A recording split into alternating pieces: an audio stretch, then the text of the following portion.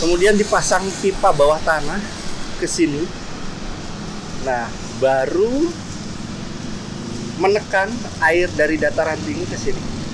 Langsung naik ke atas dan ditampunglah di atas. Kemudian di sini ada palep untuk mengatur debit air yang nanti disalurkan ke warga.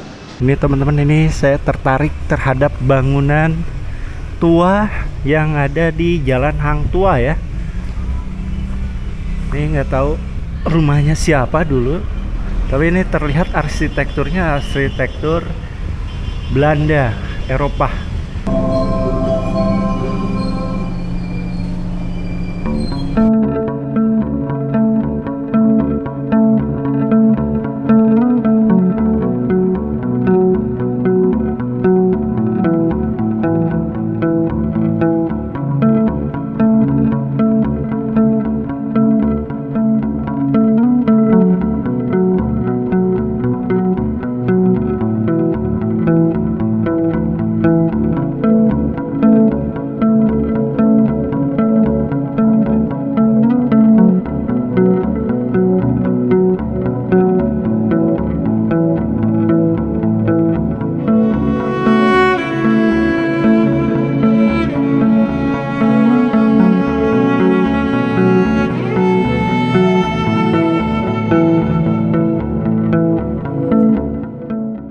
Selamat pagi dari Kota Bahari, yaitu Kota Tegal. Saya sekarang berada tepat di tengah-tengah kota, yaitu di alun-alun Tegal, di mana belakang saya adalah Masjid Agung. Kota Tegal mempunyai sejarah yang cukup panjang, dari mulai Kerajaan Mataram, kemudian VOC, Hindia Belanda, sampai perjuangan rakyat Tegal. Seperti apa jejak sejarah kolonial Belanda yang berada di Kota Tegal? Yuk ikutin terus jejak Siborik.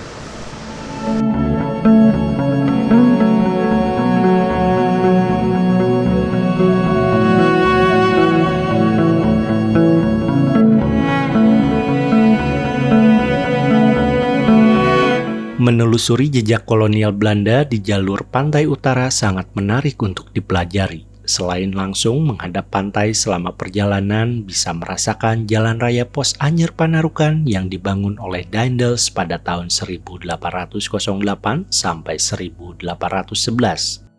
Alasan Daendels membangun jalur ini adalah memudahkan mobilisasi militer dan perekonomian di Pulau Jawa. Maka, tidak heran kota-kota yang berdekatan langsung dengan Jalan Raya Pos selalu dibangun pelabuhan dan jalur kereta api. Setelah kemarin singgah di kota Cirebon, maka kali ini jejak Siborik mengunjungi kota berikutnya, yaitu Kota Tegal. Tegal adalah desa kecil yang terletak di tepi muara Kali Gung dengan nama Tetegal. Tetegal merupakan bandar yang mengeluarkan hasil bumi, yang semula perairannya diatur oleh Ki Gede Sebayu saat berdiam di Danawari. Karena pada saat itu daerah yang luas umumnya merupakan daerah ladang atau tetegalan, maka oleh Ki Gede Sebayu dinamakan Tegal. Versi lain mengatakan bahwa istilah Tegal berawal dari kedatangan Tome Pires, pedagang asal Portugis, ke sebuah pelabuhan tua di muara Kaligung pada abad ke-15. Di mana dia menyebut pelabuhan tersebut dengan nama Tetehual. Pada tahun 1677, ketika Amangkurat II membuat kontrak perjanjian dengan VOC, maka Tegal tahun 1789 menjadi bagian strategis yang dijadikan Gewes, pemerintah daerah Tegal, yang dipimpin langsung oleh orang Belanda. Gewes selalu identik dengan residen atau kepala daerah. Residen pertama kota Tegal adalah J. Thierens dan residen terakhir bernama GJP Valete. Gedung residen yang dipakai saat itu sekarang menjadi kantor DPRD Kota Tegal. Pada tahun 1906, Tegal mendapatkan Gemeente atau kota. Dari sanalah infrastruktur Tegal mulai dibangun dari mulai ketersediaan air bersih untuk sekitar, kantor kereta api, pabrik-pabrik yang berhubungan dengan sumber daya alam, fasilitas umum, tempat hiburan, serta perusahaan perikanan. Dari sinilah jejak Siborek mendapatkan sumber peninggalan kolonial Belanda, di mana peninggalan ini menjadi ikon dari kota Tegal.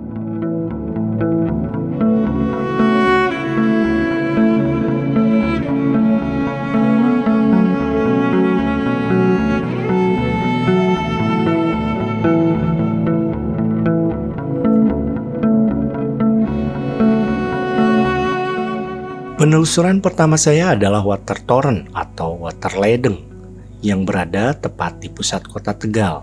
Water ledeng ini berfungsi sebagai ketersediaan air bersih untuk masyarakat sekitar. Tinggi dari menara air ini 36 meter dengan tampungan air kurang lebih 500 meter kubik. Sumber airnya didapatkan dari Bumi Ayu, Kabupaten Brebes yang jaraknya kurang lebih 60 km. Jalur air menggunakan pipa dari baja yang didatangkan dari Belanda, serta jembatan-jembatan air.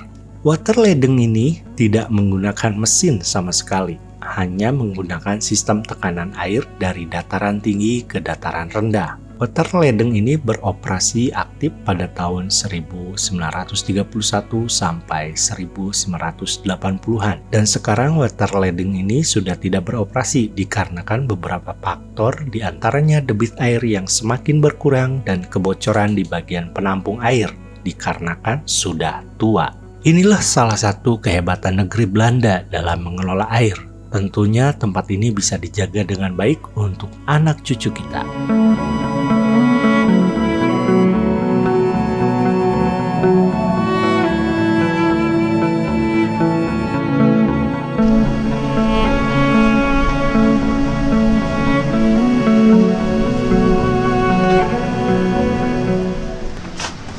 Kita akan diarahkan untuk naik ke atas towernya, dan ini bangunannya juga kaleng-kaleng kokoh sampai sekarang. Lewat sini ya? Iya.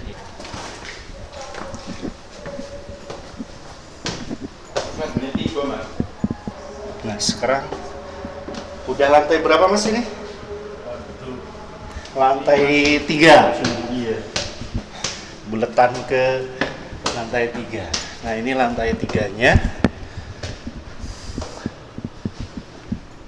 Ini sepertinya buat kantor dulu ya. Terus ya buat kantor. Kemudian ini pipanya bisa kelihatan. Ini pipa buatan Jerman ya, yang sering digunakan pipa-pipa untuk Wasserkraft atau PLTA. Ini naik ke atas.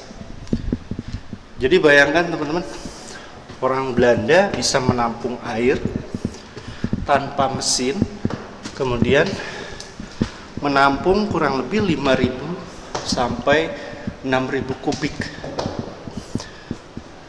per liter di atas ditampung.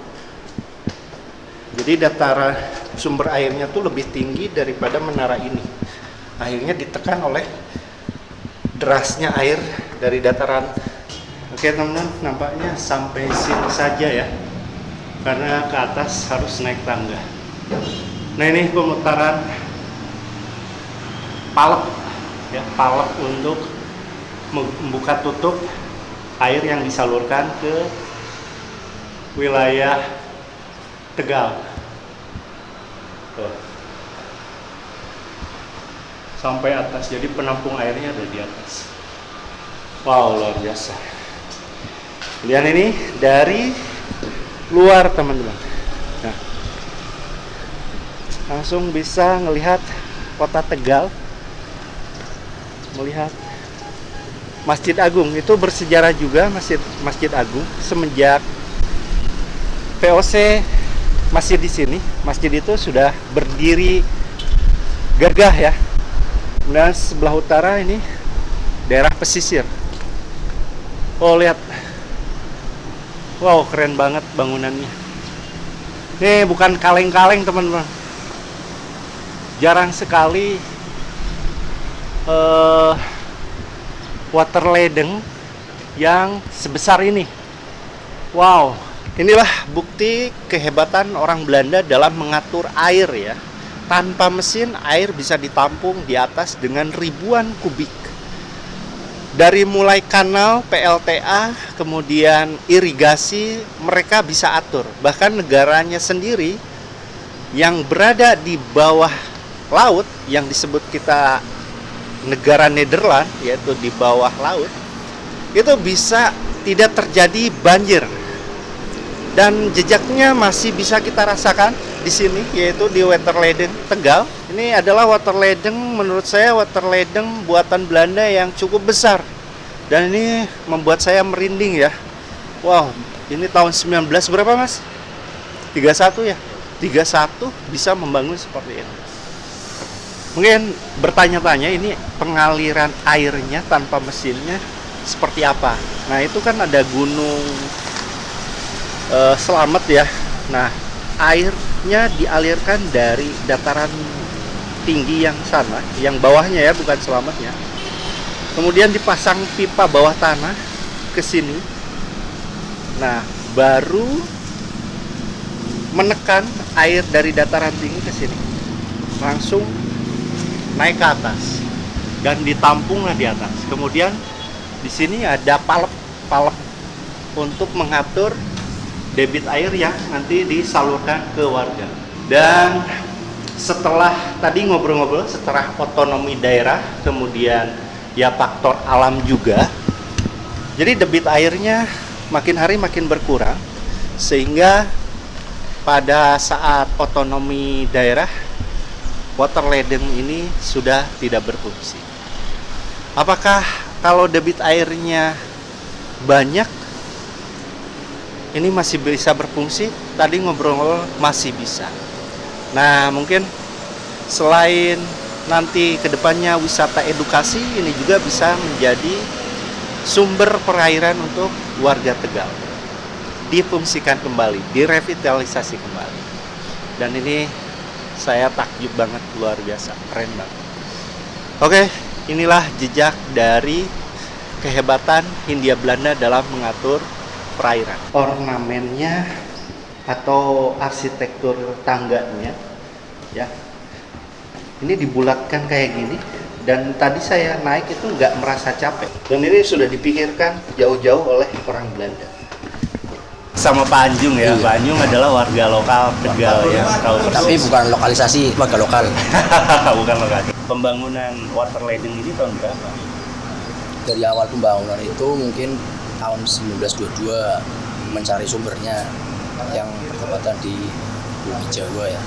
Di Bumi Jawa itu 1922 nyampe jaringan-jaringan sampai dari hulu ke hilir, dan sampai bangunan induknya itu tahun 1931 rampung. Sejarahnya itu memang dulu namanya Waterledeng waktu zaman Belanda. Ketika Belanda kalah sama Jepang itu namanya udah diganti tahun 42 ya. Sekarang 42 namanya Swido. So artinya pipa, do itu air. Jadi pipa untuk mengaliri air. Oh, pipa untuk mengaliri air. Zaman Jepang untuk keperluan tentara Jepang. Namanya Swido. Setelah itu diambil alih provinsi Jawa Tengah, pertama dengan namanya SAM, saluran air minum. Setelah itu diganti lagi namanya PAM, perusahaan air minum. Sebelum adanya otonomi. Dan itu masih berfungsi sampai sekarang. Sampai waktu itu. Waktu itu masih berfungsi. Masih berfungsi karena debitnya masih bagus. Dari hulu ke hilir itu bisa naik 40 meter. Seiring waktu pelanggan banyak, debitnya berkurang sehingga air sampai ke atas. Jadi nggak sampai ke atas, sampai saat ini udah nggak ada. Itu untuk atas sendiri penampungan berapa kubik air yang bisa ditampung? Sekitar 5.500 kubik. Adanya dak atas itu gunanya untuk menekan air. Menekan air. Menekan air. Dan ini tanpa mesin ya? Tanpa mesin, elevasi. Jadi hulunya tuh ada di mana? Hulunya Bumi Jawa di desa Tuk Bumi Jawa. Iya, ya dekat. Ikutnya dekat. Berarti ada saluran pipa di bawah ya? Bawah dari sana ke sini. Berapa kilo? Berapa kilo dari? Ya perkiraan. Sekitar nyampe 60 kilo? Iya. Dan itu pipa semua? Pipa semua, iya. Wow. Sana kan ada reservoir di Kali Bakung. Mungkin jaraknya dari reservoir itu 17 kilo. Di situ ada reservoir. Dulunya untuk ibarat pipa kontrol lah. Pipa kontrol namanya reservoir itu.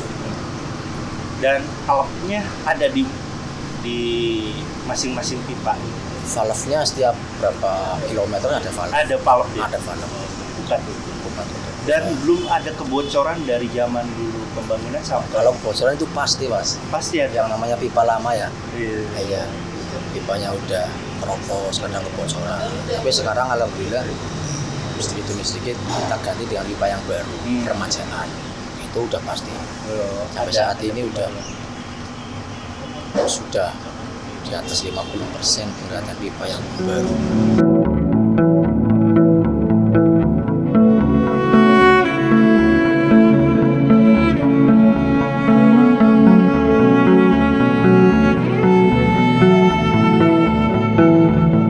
Destinasi sejarah berikutnya adalah Stasiun Kereta Api Tegal. Stasiun Kereta Api Tegal dibangun pada tahun 1885 dan diresmikan tanggal 17 November 1886. Awalnya Stasiun Tegal dijadikan sebagai stasiun tram jurusan Tegal Balupalang milik Java Spoorweg Maskapai. Kemudian tanggal 16 September 1895 dibeli oleh Semarang Cirebon Stom Tram Maskapai atau disingkat SCS. SCS mulai mengoperasikan stasiun Serelok, jalur-jalur baru termasuk Tegal Brebes sampai Cirebon dan Kadipaten. Kantor pusat SCS pun tidak jauh dari stasiun kereta api Tegal. Kantor pusat ini dirancang oleh arsitek kenamaan Belanda bernama Henry Maclean Pont pada tahun 1910 dan diresmikan pada tahun 1913. Gedung SCS menjadi saksi perjalanan kota Tegal dari mulai kantor kereta api, markas tentara Jepang, sampai perjuangan pemuda rakyat Tegal. Untuk meliput gedung SCS ini perizinan sedikit susah dengan prosedur yang cukup rumit. Akhirnya Jejak Siborik hanya bisa meliput dari luar saja. Saya sebagai penikmat sejarah sangat menyayangkan tempat bersejarah ini tidak dimanfaatkan untuk wisata edukasi sejarah seperti halnya gedung NISM yang berada di Lawang Sewu, Semarang.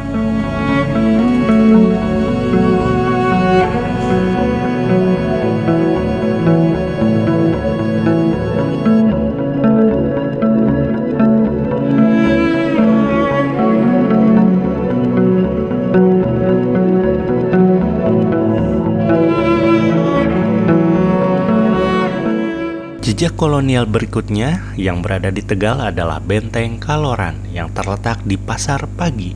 Benteng ini merupakan batas penanda antara pusat pemerintahan Kabupaten Tegal dengan Pendopo Kaloran. Benteng yang menyerupai dua bidak catur ini adalah sebagai tandanya. Kemudian tahun 1920 pemerintah Belanda pernah menjadikan tempat ini sebagai gardu listrik. Sampai sekarang bangunan ini masih berdiri kokoh walaupun sudah dialih fungsi menjadi pasar.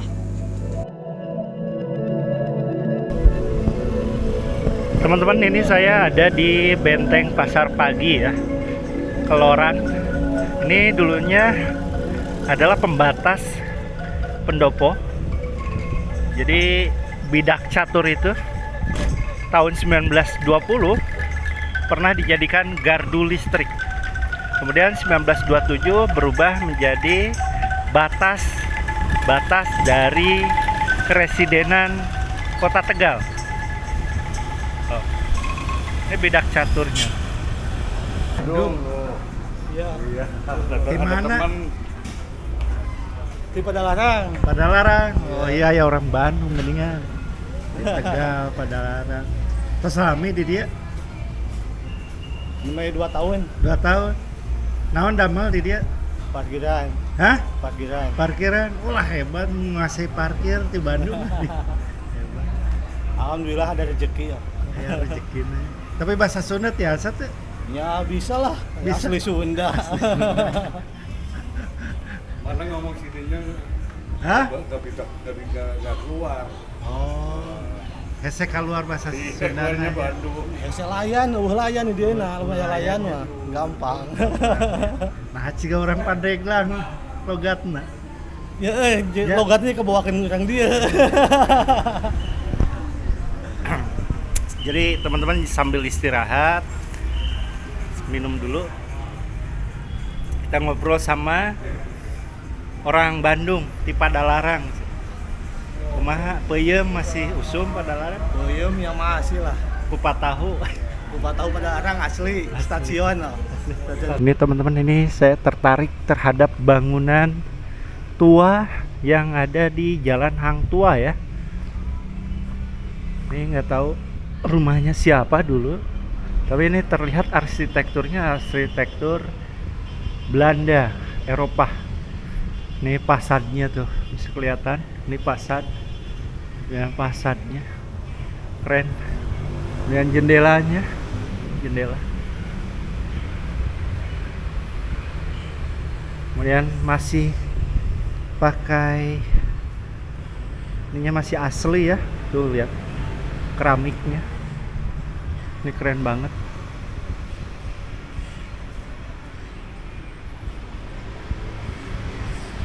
Setelah ditanya-tanya, ini sejarahnya rumah ini belum ada yang tahu ya. Tapi ini adalah rumah Belanda zaman dulu seperti ini nih. Dengan ciri khas teras yang besar. Kemudian ini memanjang, pasti memanjang ke belakang. Dan di belakang ada dapur luar juga sama. Ini halamannya yang juga luas ya dulu. Dan Jalan Hang Tua ini saya rasa sih banyak bangunan-bangunan Belanda ya di Tegal. Cuman saya belum mendapatkan referensi ini wilayah apa Hang Tua ini dulunya. Nah ini bagian belakangnya tuh. Wow, luas banget. Luas banget. Wah, jendelanya. Ini kayak rumah residen zaman dulu nih. Rumah residen, rumah kepala-kepala, entah itu kepala kereta api. Tapi ditutup. Saya pengennya masuk sih tapi enggak. Oke, teman-teman, kayaknya cukup segini juga ya.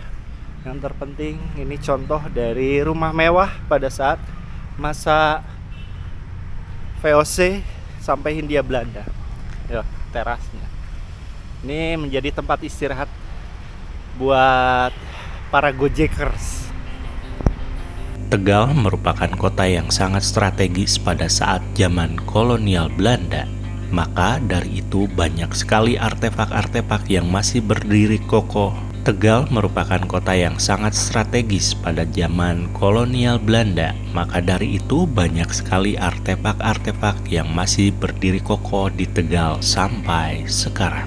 Walaupun jejak Siborik tidak menelusuri semuanya, tetapi lewat video ini kita bisa belajar bahwa Belanda datang ke Indonesia bukan saja memanfaatkan hasil buminya, tetapi lewat tanah kita Belanda sanggup membangun infrastruktur dari hulu ke hilir dengan sangat baik.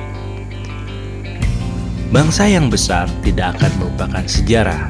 Dari itulah kita belajar dari sejarah untuk membangun Indonesia yang lebih baik. Jejak Siborik melaporkan dari Kota Tegal.